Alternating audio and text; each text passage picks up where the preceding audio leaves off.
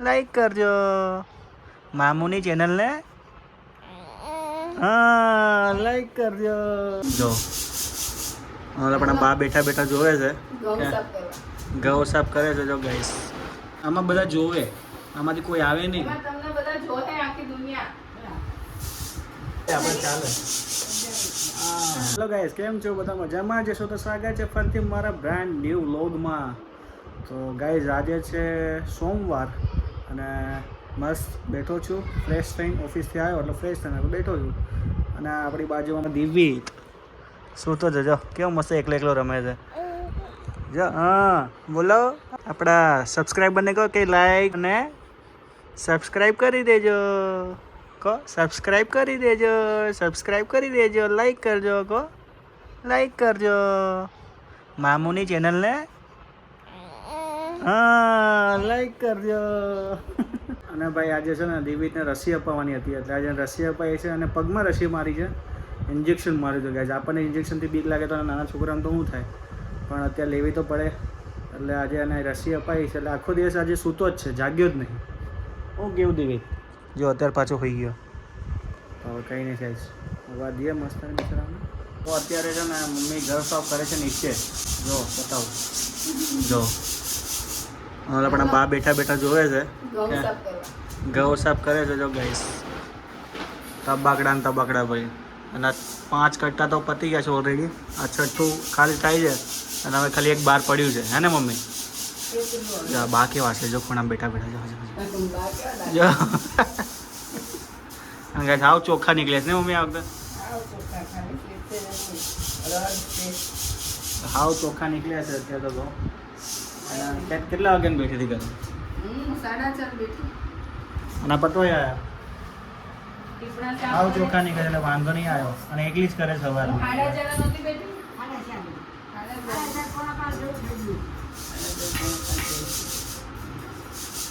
હાવ ચોખ્ખા છે, કચરું જ નહીં થઈ જાય.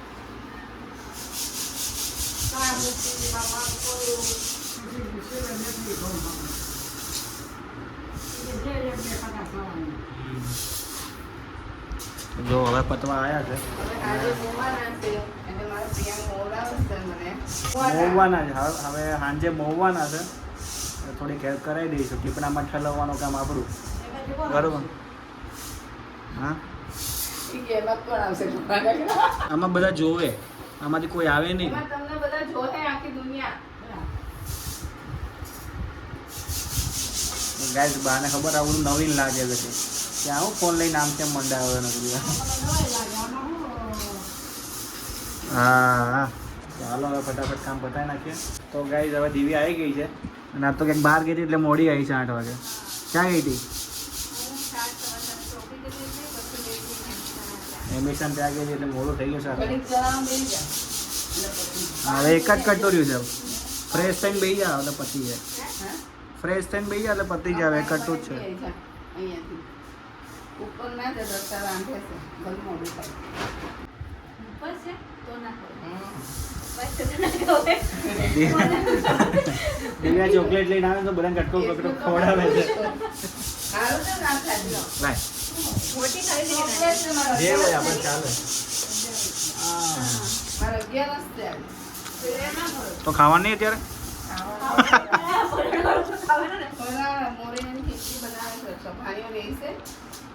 ખવડાવે છે અત્યારે.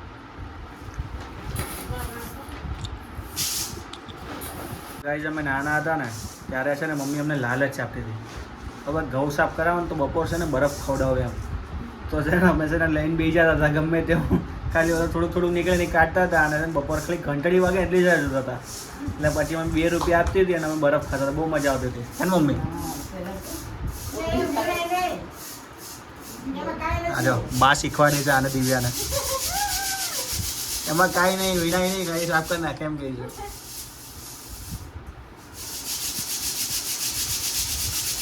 તું પહેલી વાર કરે છે ને? હે, તું બીજી વાર કરે છે? ગઈ વખતે કરી હતા ને? હા. તો આયા આવે છે ને બધા પોતપોતાનું કામ કરવા મળ્યા છે. જો પપ્પા ઘઉં કાઢીને આપે છે ટબમાં, મમ્મી ને દિવ્યા મોવે છે ઓલો આરામ કરે છે અને આપણે છે ને આ ટીપણામાં ઠલવતા રહીએ છીએ. અડધું ટીપણું ભરાઈ ગયું છે અને હજુ તો 5 કટ્ટા પૂરા છે. મમ્મી બાકી જ્યાં ઢોસા કરી થાકી ગયા ને કેટલા વાગ્યા? 4:30 કાઢ્યા હતા પૂરા કેટલા વાગે?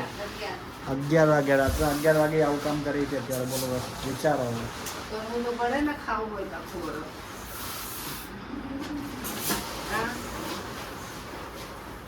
બધા મંડે પડ્યા છે અને ઓલો જોવે છે મસ્ત. તમે કેવું કામ કરો છો?